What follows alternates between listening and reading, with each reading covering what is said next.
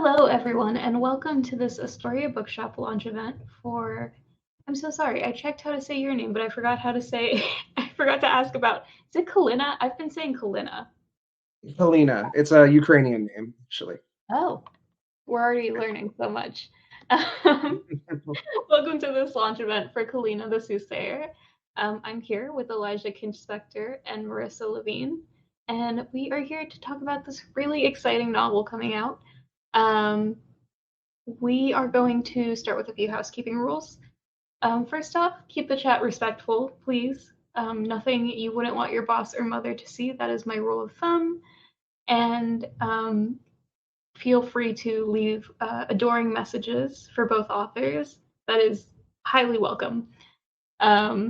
Other than that, you can ask questions using this little Q&A box on the side. It's like the little chat icon with a question mark in the middle, and you can also vote on other people's questions, so you don't have to ask duplicate questions. You can just vote on what you want to see answered. Other than that, yeah, you should buy the book, obviously. There is a button at the bottom that says pre-order your signed copy here. Unfortunately, we won't be getting copies until the 30th, so we are doing this as sort of a pre-order celebration and kind of getting some excitement to get some pre-orders because we, unfortunately, the date was pushed, but we are still really excited about this book, and we hope we can get it into your hands as soon as possible. Yeah, other than that, I'm going to read the bios and then hand it off. Elijah Kinch Spector, Kinch is the middle name, is another queer Jewish writer in Brooklyn. KALYNA the Soothsayer is his first published novel. His first written novel will thankfully never be published. Marissa Levien is a writer and artist who hails from Washington State and now lives in New York with a kindly journalist and their two cats. The World Gives Way is her first book, and you can also order that one through the Astoria Bookshop website. I highly recommend getting both. And with that, I will hand it off. I'm so excited to be here. I'm so excited, Elijah, to talk to you. I was so over the moon. I don't know, pretty early on, like in the first few pages of starting this book, I was like, oh, this is going to be great. So I'm just so excited to talk to you about your whole process with this. But first off, like I just learned while chatting with you briefly before we, officially got on this call in front of everybody, that you started this back in 2012. And Yes.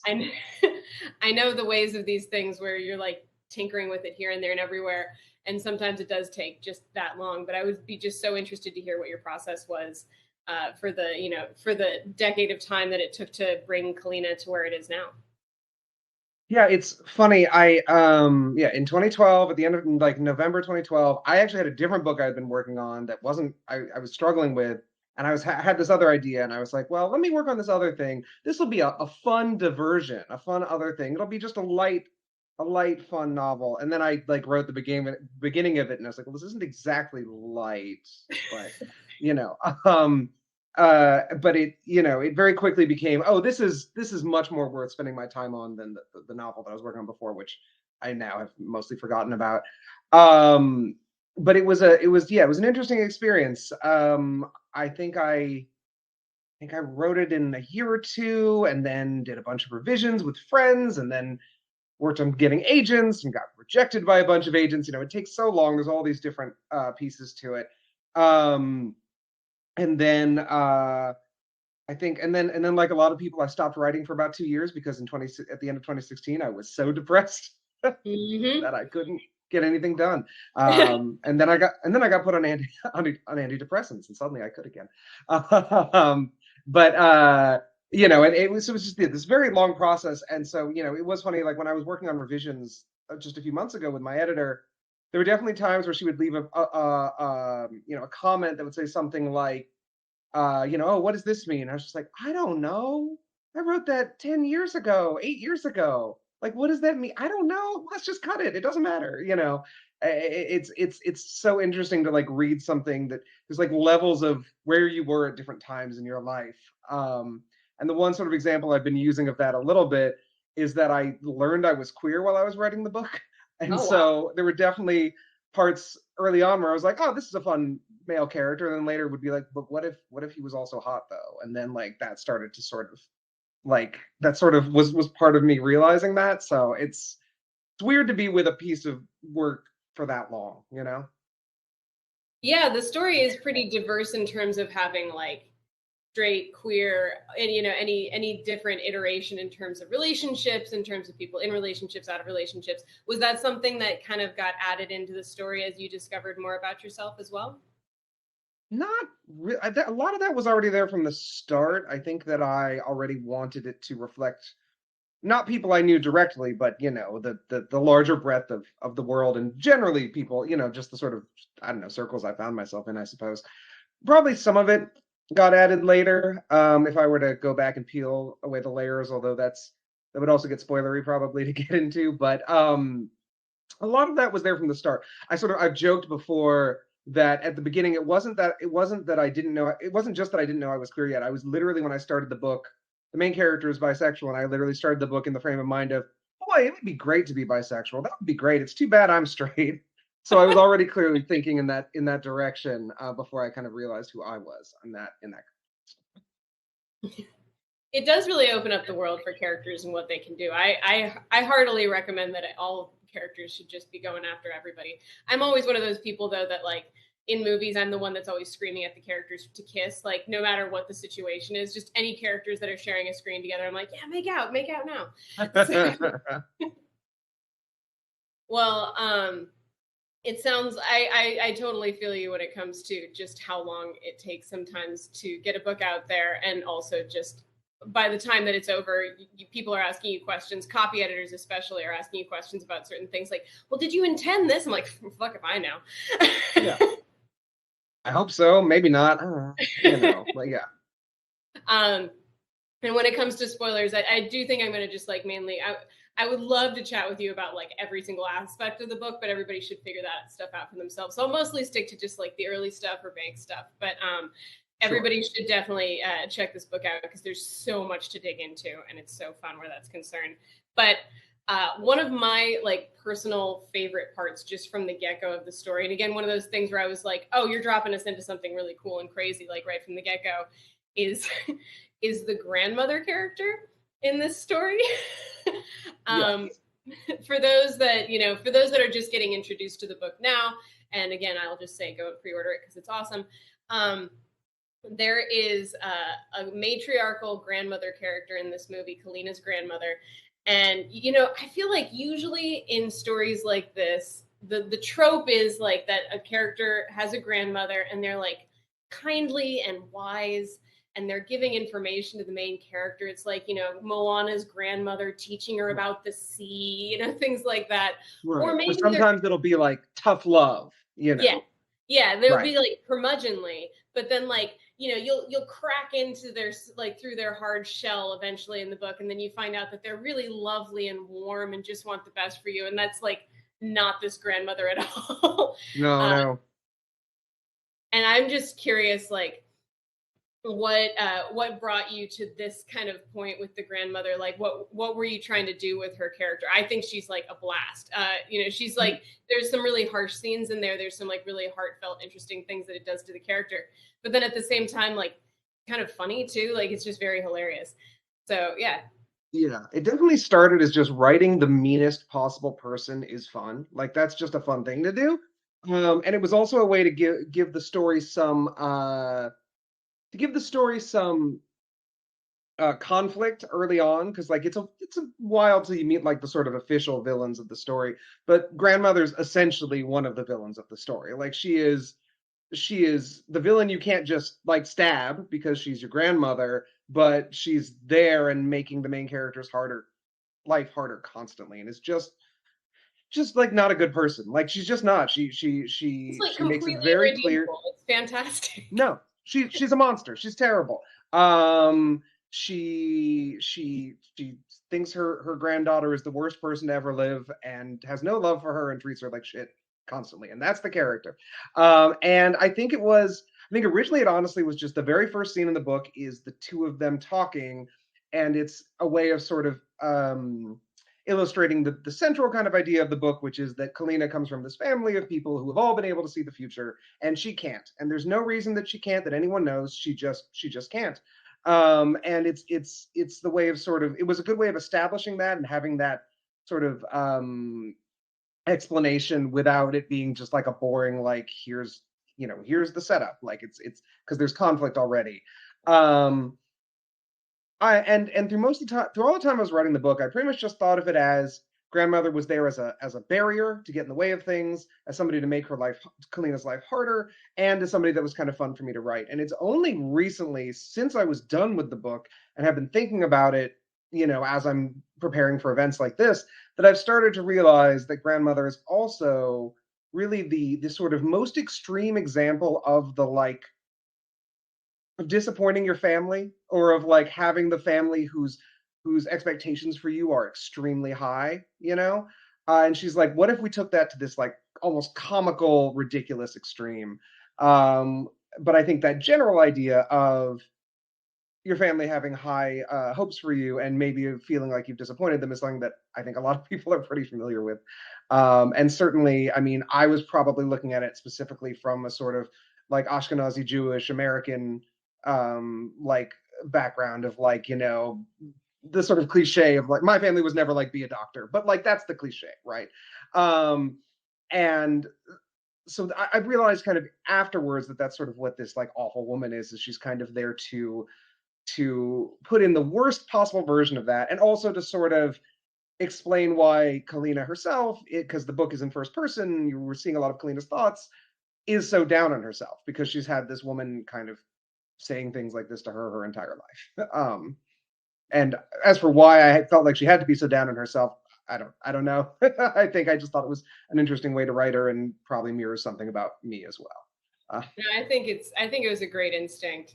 And talking about like that cliched Jewish guilt thing, I don't think there's like the most cliched version of that, and like in the best way, and like the best, like just sort of like made me laugh out loud from the start. It's just like opening with the grandmother being like, you killed your mother. Like it's the twice. Family killed, yeah, twice. You killed her twice over, and let me describe how.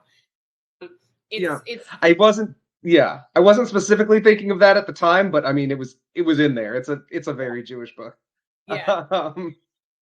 Well, and it's, it does such an interesting thing for Kalina as a character, because I'd say just like reading this book, Kalina is down on herself, all this stuff, but it's so funny because she has, she's got two members of her family. She's got the grandma, who, as we've described, is so entertainingly irredeemable.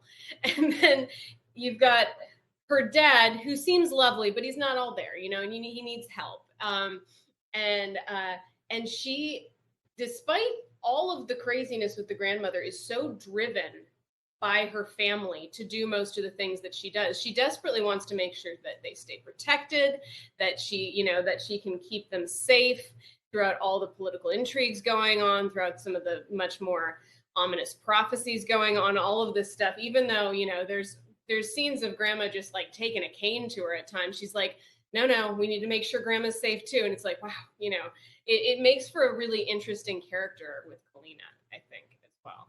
Yeah, I mean, I think a lot of it is about the sort of, I mean, obviously it's sort of about ideas of predestination and stuff like that. And so I think that it's part of this idea of like, again, expectations. Like, you're expected to live your life a certain way. You're expected to be kind of tethered to your family in a certain way. And again, like, none of it's based on like my family specifically. It's these sort of extreme versions of these things. But yeah, I think it's just, I don't know. I think it's also just like, I don't like things to be too easy on a character. It seems boring. And it's like, if she has to spend all of her time dealing with a very difficult family, that's just, I don't know, more interesting to me to read and to write. Yeah. I agree wholeheartedly. Yeah, and I just like, I was talking about like one of the things that I love about the grandmother is the fact that she just sort of rejects this trope that I expect to see, which is like, for a good while into this book, I'm like, yeah, but eventually his grandmother's gonna like soften. It's like, no, she won't. Well, and then, that's a spoiler I don't mind telling people. She does not. Yeah. She's a bad person. Yeah, she's just no good all the way through. But on top of that, it feels like this book does such a good job being in conversation with fantasy tropes and being like just this classic fantasy story with like a capital S. It's like a real proper story. But then there are things that it does a little differently. Like my other favorite is just KALYNA herself, because you talked about it a little bit just now, but KALYNA is a character who has no magical ability whatsoever, and she lives in a world where that is like a possible thing, and she's from a family of soothsayers, and she has this long line of people who are psychic, and she is not. And it's like the polar opposite of, that classic chosen one trope. It's like, the very opposite end from like, you're a wizard, Harry. Like it's a very, very different thing. But I kind of love that. I love that she's a character that just lives by her wits, and that it's actually the fact that she's not special in this very, particular magical way that makes her so fascinating. Is that something that you were thinking about, or is that something that just sort of came to be organically as you were coming up with the story? It's definitely something I was thinking about to an extent. Like, I have gotten kind of sick of a lot of Chosen One stories. It can be done well. There are definitely good examples, but it is a kind of story that I more and more find kind of tiresome personally. And I definitely like at first the idea just came as just like, boy, this would suck. Like, it would really suck if you were in this position. But it definitely very quickly became, sort of looking at those cliches and looking at that sort of story structure and thinking about, just kind of doing the not doing the like, I hope not doing the opposite in like a way where it feels purely reactive. But a lot of it also, I think, that same sort of kind of thinking about fantasy tropes and the ways that they bug me at times also comes into, there's a lot of stuff in there, and including with KALYNA, about how bloodlines are not an important thing. Because it is wild to me sometimes that in so much current like fiction, bloodlines are still super important, and that feels weirdly eugenicsy to me, and I don't love it. And so there's a lot about that, with her, and also with some of the stuff going on with the royalty in it, because it is about politics and like fantasy politics and royalty, but the royalty fucking suck, and the idea that their blood is important is stupid, like, and that's very much part of how I wrote it, because again, I wouldn't want to write a book that was all just refuting a trope, right? That's boring. But definitely those ideas came to me partly going like, what'd be good would be like a fantasy story that went the other way here, and sort of building from there. But hopefully, making a character that's actually like an interesting character on her own. She's definitely her own character. It's totally not just a reaction. It's just like a really good starting point, I think, for us to like get a story that, to your point, is like different from a lot of the ones that we digest these days. There's a lot of Chosen One stuff. I have definitely also noted the bloodline thing. Certain movies that shall not be named were especially bad for that for me.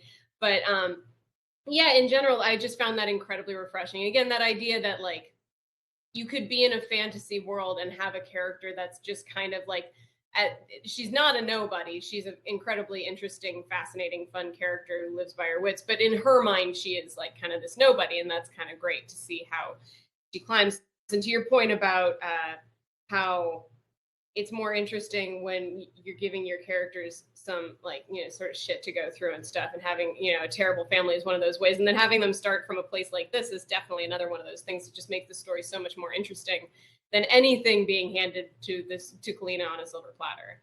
Right. Yeah, I definitely like, I also like, there are a lot of very good stories that are about people who are, royals or nobles. Like, there are lots of stories that I love that are that, but I was definitely like, I've read enough of those, and maybe something else would be more interesting. And there are royals and nobles in it, but again, they mostly kind of suck, and I don't know. They do kind of suck. It's kind of great. Yeah. There's nobody that's fully good in this story, and I mean, I'm sure that there's an argument to be made there, and I don't think this isn't necessarily a story chock full of axe murders or anything, but like, people are very much allowed to be flawed and live in a very flawed system in this story, which again is something that I really, really loved and appreciated, because it's more interesting to read characters like that. And you know, again, for those that haven't read it, this story is about a woman who's basically like by like survival. You know, she needs to do this in order to live. She's a professional con artist. She's a fake soothsayer, and then she gets thrust into this world against her will, of political intrigue, and basically she gets thrust into spying for royal courts. So this book is chock full of con artists, liars, and spies, which again is just pretty great.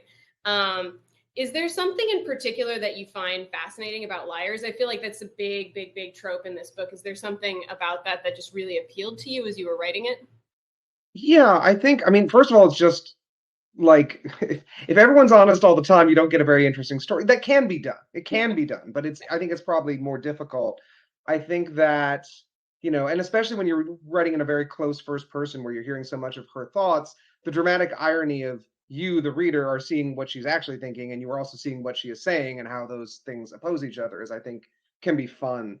I think part of it is also about being a liar as a survival mechanism. You know, she is also somebody who is consistently othered and in danger for being othered in her society, and I think that is something that resonates with me conceptually as sort of a way of surviving, and you know, a thing that a lot of us do in one way or another to sort of just get through life. I think a lot of it is just like, it just makes it interesting if you have a bunch of people with different things that they want and different things that they're saying all sort of clashing. It probably also comes from, like, I love a lot of like 19th century like Alexander Dumas style books a lot too, which have a lot of that, and I just enjoy those sort of prickly, complicated scenarios. Yeah. Alexander Dumas, and now that you say that, I can totally see that in this book. In my blurb that I gave you for this book, I mentioned that the story was swashbuckling, and you don't know this because, you know, we only just met, but like I literally was like railing on Twitter maybe like, you know, a few months prior about how I was just looking for good swashbuckling stories, because they're weirdly difficult to find nowadays. You can find like good sci-fi, good action, but like swashbuckling is a very specific thing, and I think this story really nails that. I don't know if that was an energy we're on.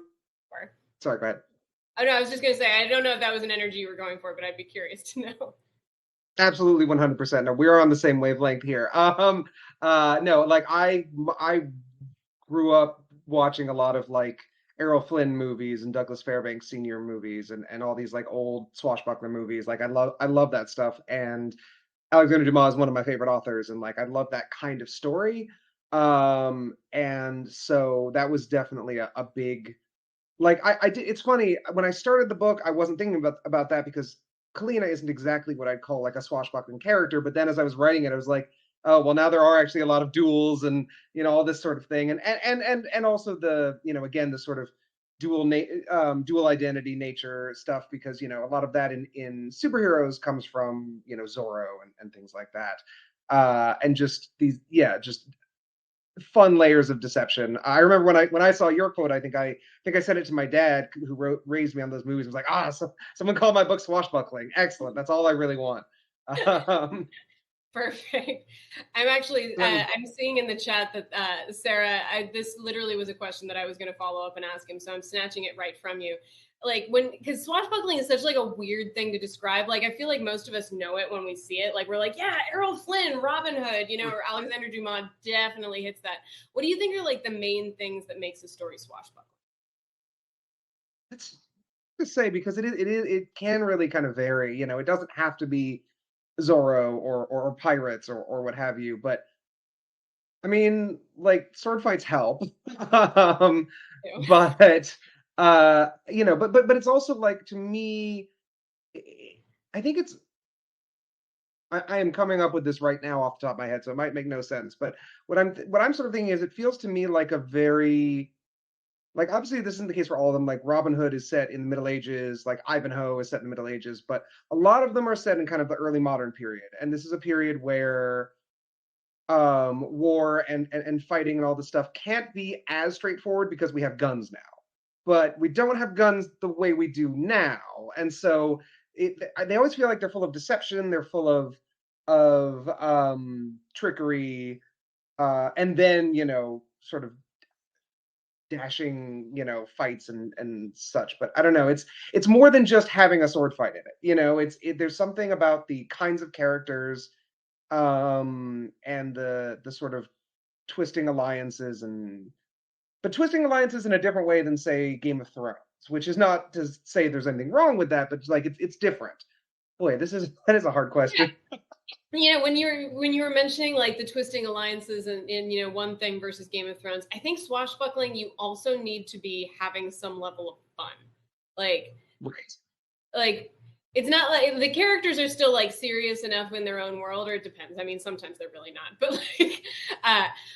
but like the story has to have a certain level of lightheartedness to it, which, as much as I enjoy Game of Thrones, everything except like the last half of the last season, like that's a very serious thing. Like, people are very, very serious and sad and dark. And it's like, and swashbuckling for me, it always feels like it should have like a slight, like everybody's sword fighting, but they're like really having fun about it. Right. No, that's definitely a big part of it. I mean, I think Three Musketeers is probably where that as a genre really starts. And I think a big part of that is that as much as that book is a fun swashbuckler, it is also kind of a satire of how ridiculous the culture had gotten in the France at the time that he was writing around royalty. And I think having a bit of that's part of it, is like you can't take things that seriously, because also the stakes are both very high and very silly at the same time, right? Like half of that book is about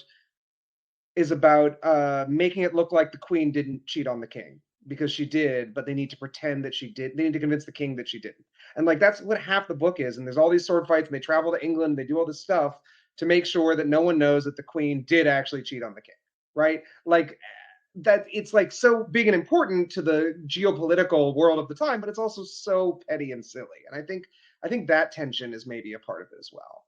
Yeah, I like that too. And speaking of satire, I think your book actually has that in spades as well. Again, with that, I'm going to try real hard to make sure I don't give anything like very specific away. But as KALYNA gets spirited to court and is brought in unwillingly to be a soothsayer to try and thwart any attempts on the life of the king. That's all in the book jacket, so I think I'm good. You basically see just like this incredibly well thought out, complex world of this government in this particular fantastical realm, but also you see just how petty and stupid and needlessly complex and bureaucratic it is at times. Like there's different armies that are color coded, and none of them really get along with each other, but it's all under the same umbrella. And as you mentioned, the royals are pretty terrible, and like the prince is especially petty, entertainingly so, incredibly funny. And the whole thing is quite funny. And it definitely rings in the spirit of satire, even though it is in a fantastical realm. You're having so much fun playing with all of the ridiculousness of government. Is that something that you kind of, based on what you're talking about right now with Dumas, is that something you took from Dumas, or where did you sort of start coming up with the ideas for that?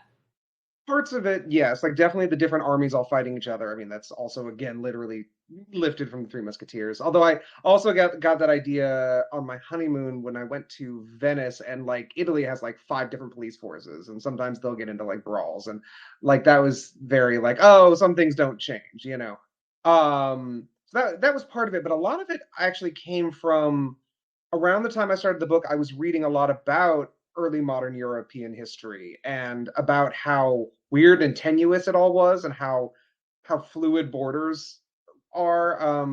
One of the big influences on the book was actually this book, Vanished Kingdoms, which is a history book that is about European countries that don't exist anymore. And the thesis of the book is essentially that like our idea of Europe as this extremely set place where these are the boundaries and these people are French and these people, is very new. Italy didn't exist as a country until the late 19th century. Like it was like 5 different countries, and then it was more, and then it was less. And in just reading about that, I read about the Polish-Lithuanian Commonwealth, which was literally this country where Poland and Lithuania became one country and came up with their own kind of bonkers way of deciding who would rule it. It was actually sort of democratic, like they would elect their kings, but only from the nobility, of course. Only the nobility could vote. It was this whole thing. And also reading, I think I read C.V. Wedgwood's The 30 Years' War around that time as well, which again is just like all these things. We get this idea growing up in, being educated in the U.S. or in Western Europe. I think we get this idea that, of just like the sort of forward march of progress in the Western world, which is ridiculous. And the more you look at it, the more you're like, wow, they didn't know what they were doing, and this was all just ready to fall apart at any time. And the early modern period also gives us a lot of weird experiments like the United States, right? Which doesn't really work in a lot of ways. And so I think all of that was on my mind a lot while I was writing it. And I think just, so some of it came from other fiction, but I think a lot of it just came from like learning, obviously a lot of fantasy has covered a lot of different sort of times and places, but the cliche is always the sort of medieval Europe thing, and medieval Europe's really interesting, but moving forward a little bit to when there were all these weird ideas in the air and everything seemed really tenuous, was, I don't know, was more interesting to me to sort of deal with. And also I think that it interacts with, again, the sort of the sort of Jewish nature of the book. I mean, it's a secondary world fantasy, so no one in the book is Jewish, but it's very inspired by sort of the ways that Ashkenazi Jews in Eastern Europe would, like my family, would sort of have to move around, or borders would move around them, and like what country is your family from? Like, I don't know. I don't remember which country it was when they left, like I think a lot of my family's from Galicia, which was a country in Eastern Europe, not the one in Spain, right? So it's just like, it really, I think, makes you realize how tenuous borders are and how little they actually matter a lot of the time, and how porous they can be. And I think that was something that was on my mind a lot when it came to like the politics of it. That was a very long answer. I'm sorry. No, that was great. It was fantastic.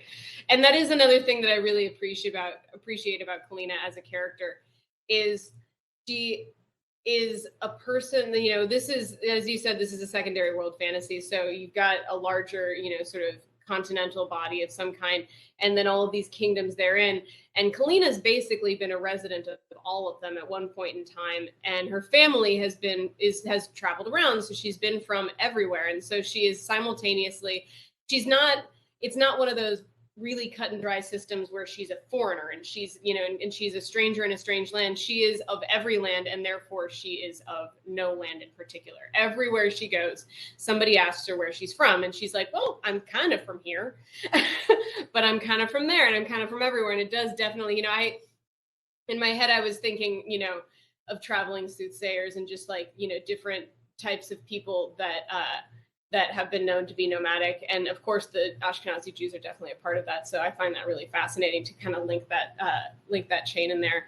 I also definitely, I think, European history is fascinating. I do feel like we do spend a lot of time on medieval European history. Like you were saying, we were talking about Game of Thrones briefly, like George R.R. Martin clearly has mentioned that, he took from this particular Scottish massacre and he did this and he did that. And it's always so fun, because they're just so darn violent.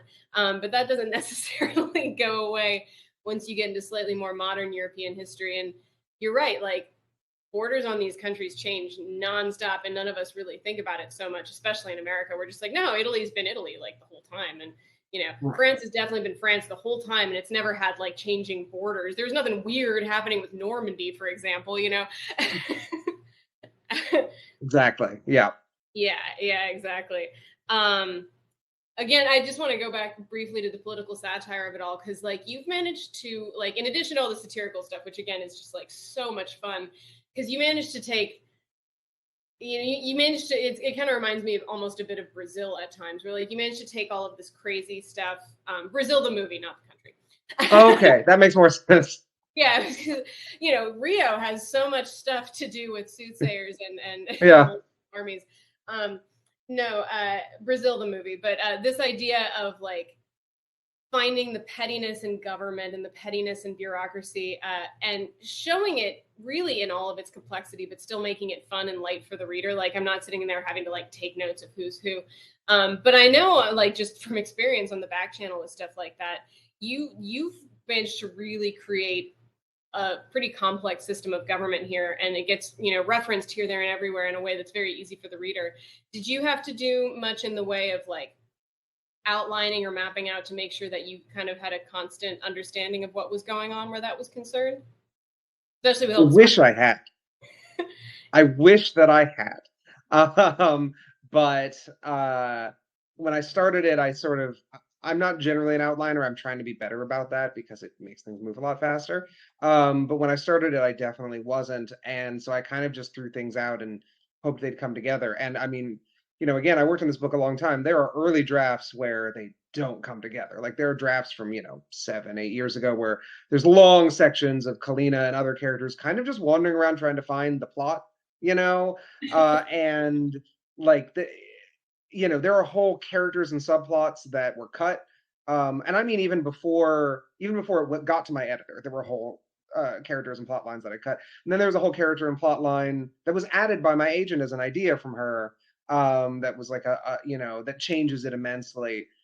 So really, if it comes across as cohesive, it's because in the revisions of the last few years, I've managed to make it that way. But it wasn't at the start. And part of that is that I'm not somebody who, I also don't sit down and go, this is what the world is, and this is its history. Like, I kind of started with the idea of the character, and I started building from there, and because a character is what I find interesting. And so when I would, you know, there'll be parts in the book where it'll stop and sort of tell you about something in the history of the country. That's probably because the first time I was writing it, that was when I came up with that thing. You know, like, I kind of was just doing it as I go, world building and plotting and everything, which I wouldn't recommend, but it was how it worked this time. So yeah, I definitely had times in revisions where I was like, oh God, what does this person want again? Where are they? You know, and would just kind of look through the book and try to figure it out. So I wish I had more plotting and stuff ahead of time. Yeah, you know, I mean, I've heard this different from a million different authors at this point. It's either like spend a lot of time ahead of time outlining, and in my experience, even if you outline ad nauseum, you're still going to change like half of it as you're writing the book. Or, you know, or it comes out in revisions and it comes out in edits, and you're going to have like multiple rounds of edits no matter what. So, you know, hey, it'll all come out in the wash either way. That's for sure. Yeah, I agree. Yeah, like I've done better at outlining more recently, but I still will have things where I'm just like, well, so I mean, yeah, there is a sequel coming out next year, hopefully. And I did outline that beforehand, but the outline ended with climax question mark something, you know, like it was very up in the air, because for me, action has to come from character, and if I don't fully know what the characters are doing, or, you know, who they are, or who new characters are yet, until I've been writing them a bit. And it's not as simple as like, oh, they write themselves, because that's not true, but I'm not able to sit down and plan out who they are ahead of time in that sort of way, personally. Yeah, I don't know. I found like, because I constantly have to go over this with my students whenever I'm teaching, because some of them don't outline anything, and then they get like stuck in the middle. And then some of them are like such consummate outliners that they like need to exert constant control on the story, to the point where when I read it, I'm like, this sounds like a robot wrote it. Like, you know, you got to let your story kind of breathe and live. It's its own living thing, and it's going to change on you, and characters are going to change on you and stuff like that. So I always love outlines, but I also accept that all outlines will basically be trash within like, you know, 50 pages, and then I'll have to start again. Yeah. But everybody's different where that's concerned.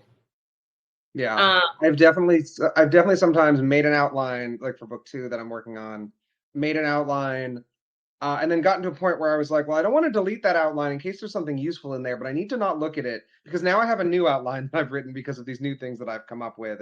I'm gesticulating, but it's not showing up. But you know, like it's yeah, for me, I definitely need a lot of space to sort of make things up and see what happens, for sure.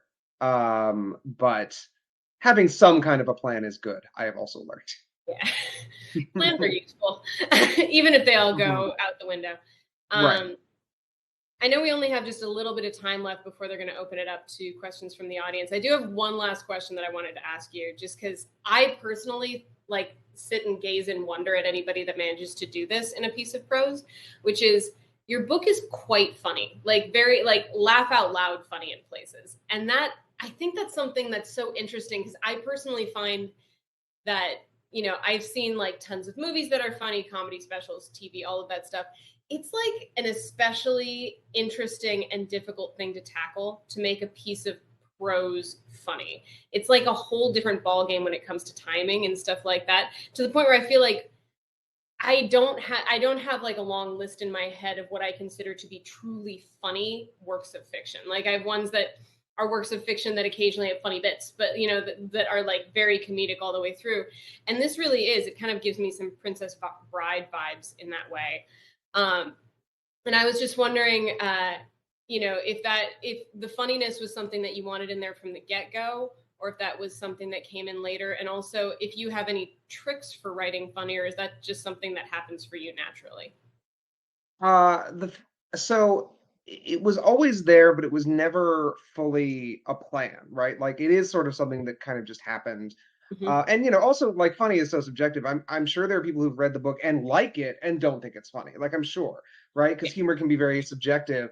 You know, I think for me, I didn't sit down and go, this has to be funny and write it that way, because I'm not someone who can write jokes. Like I could never, like I have friends who are like able to sit down and write like a joke that's really funny, and like I'm not able to do that.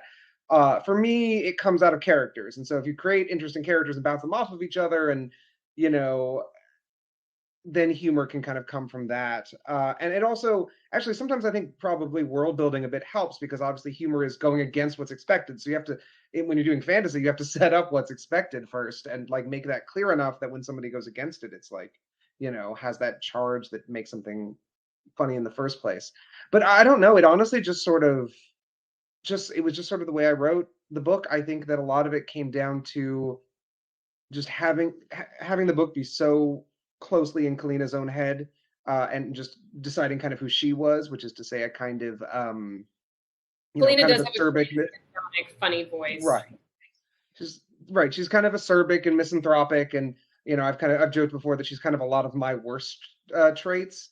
And so, you know, I think that's part of it. But yeah, I didn't sit down and go, if I sat down and went, this has to be funny, it probably would have been fucking awful, honestly. Because I don't think that would be any good. But I think that, you know, I think it really just comes down to like just thinking about character interactions and trying to think of character interactions, for me at least, outside of what has to happen for the plot. You know, like what's just like an interesting moment that might happen when these two are talking, you know, if you're writing dialogue, and you do need to think about the plot. You don't want them to just blab forever, but you know, I think those sorts of moments often come out of moving away from like characters existing just to drive forward the events, I suppose. But honestly, I'm not sure. And like I said, it is interesting, you know, not that many people have read it yet, although more than than before, certainly, and soon, hopefully, many more. And it is interesting to see some people think that the book is funny, and some people, even who like it, don't find it necessarily funny, or at least that's not one of the main ways they describe it. So it is interesting how, you know, that's such a subjective thing. Yeah. I agree with you. I think, you know, like funny has to just sort of happen organically. And also it is true that like funny is very subjective. I found the book very funny. But again, like one of my favorite books, full stop, is The Princess Bride. And I think this has very similar energy to that. Like, I know everyone's seen the movie and the movie's amazing, but the book is amazing in other ways that I highly recommend to anybody who has not read it. Yeah, absolutely. One of my favorite things about teaching is that basically somebody gives me money to have a pulpit where I tell students what books they should be reading at all times. And the number of times that I sit them down and I'm like, no, but you don't understand how The Princess Bride is an incredibly smart book. Like in addition to being funny, in addition to like this fantastic Rob Reiner movie, you have to check out how this book manages to structure itself. It's insane how they manage to do like the narrative voice, how they manage to do all this crazy stuff. It's truly insane. And also, it is a bit swashbuckling, which I always appreciate. It is. It manages to be both extremely meta and bizarre without distancing you so much from it that it Mhm. stops being exciting, which is I think Yeah. a very difficult trick to pull off for sure. I didn't think of that book necessarily as an influence, but honestly, it probably was to some degree because, like, as you're saying that, I'm like, yeah, that is not dissimilar from I think some of what I was going for. Yeah, Um, there's this moment in The Princess Bride, which is part of one of the narrative tangents, the meta narrative tangents that happens in this book, where he's like, well, I cut out this part because S. Morgenstern was really trying to write a satire about this kingdom. But we don't want, that's not part of the good part, so we don't want it. But just so it's all about the class systems and how they had too much money. So it's 50 pages about this one princess picking out a hat, and then 50 other pages about how she changes hats.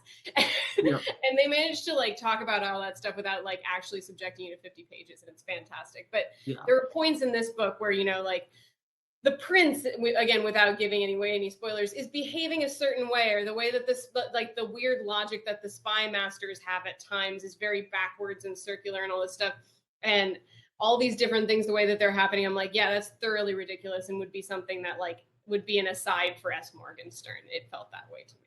Right. Yeah, no, that's actually that's one of my favorite parts of the book as well. I love that idea, and I definitely I think that a great way to world build actually can be to suggest layers of subtlety that you would only understand if you actually lived in this place that doesn't exist. If you can suggest those, that gives the reader an idea of a lot more depth than they will ever know, which means automatically it sort of feels more like real. Yeah. And it depends. It depends on the book. It depends on what a book's trying to do. But your book does a good job at being very immersive, and it has space to breathe for those little moments like that in a way that is really, really nice. And there are moments where occasionally KALYNA will just be asking a particular person, just like, why are we doing this way? And he's like, well, let me tell you. And it's always yeah. Yeah. I think we're probably going to head towards questions here pretty soon. So Sounds good. But I just can't tell you again how much I enjoy and love this book. And now that I know that the story of Astoria Books also really loves The Princess Bride, I'm going to have to like nerd out with them at some point. Absolutely.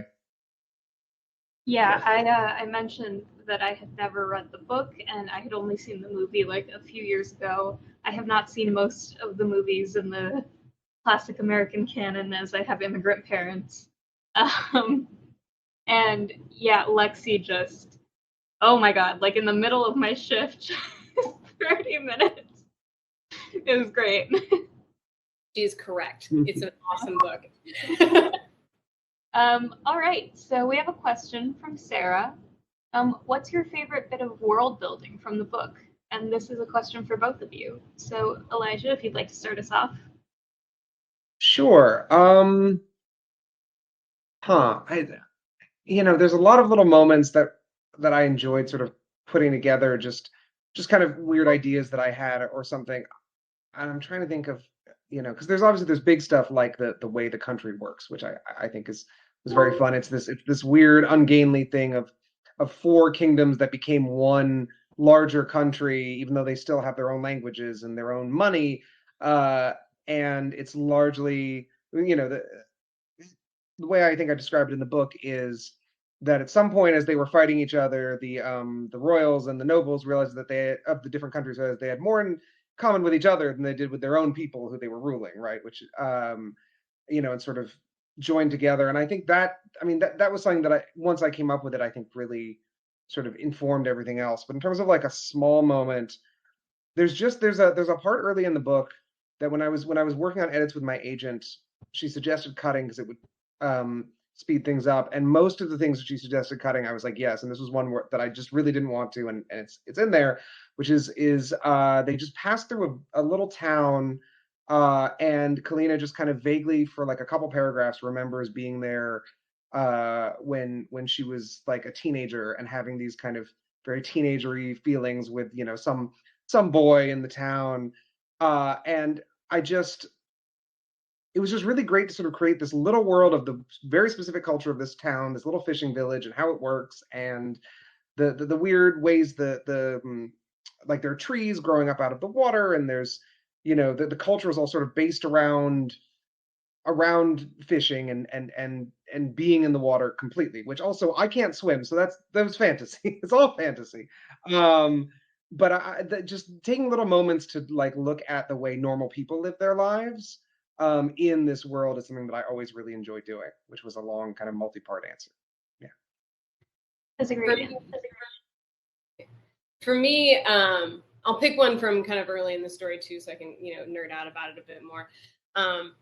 But there's this one particular detail to do with like the rules of soothsaying, as it were, that I thought to myself, I was like, oh, that's genius. That works so well and would fix most stories about psychics, which is there's this detail in the story, which again is like in the first 10 to 20 pages, so it's not a spoiler, where KALYNA's family can predict the future to great accuracy and great detail in some cases.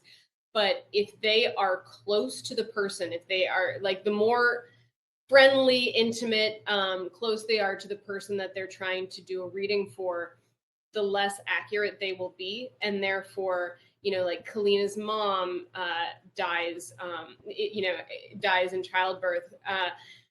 And that's something that like nobody in the family saw coming because everybody was close to her. And I just remember reading that and being like, oh, that makes so much sense. And it works so well for KALYNA at various points in the story because she's a con woman. She's faking being a soothsayer. And so at any point she can use that and be like, well, I was too close to the king and that's why this isn't working out the way that you want it to, spymaster lens. And, but then also like, I'm sitting there thinking about it. I was like, anytime anybody has ever nitpicked psychic stories or stories with psychics in it, things like that, which I'm not really fond of people that nitpick stories that closely. I think it's, it's not in the spirit of whatever the story was, but every single time I was sitting there thinking about that, I was like, that would fix like most nitpicks to do with anything. Like, anybody who like watches Minority Report or reads the book and is like, well, actually, it's like, no, it's because she's close to him. And I thought that was just really smart. I came up with that right at the beginning, but I was definitely just like, yeah, this will save me a lot of. I think I was literally just thinking of it in terms of those opening scenes. But then I was like, yeah, this will probably save me a lot of trouble later on. Yes. Yeah, it was very smart. All right. And the next question is from Emily McCann, who says, what new themes do you want to explore in your work going forward? And what do you want to keep exploring that you touched on in KALYNA? Also, congrats. Thank you. Well, as I said, I'm currently working on a second book. The first book like is a full story. It ends. It's not like a fantasy, series where it's like, cliffhanger, multiple books telling one story. Like it ends, it's a full story. And then the second book is a separate full story set a couple years later.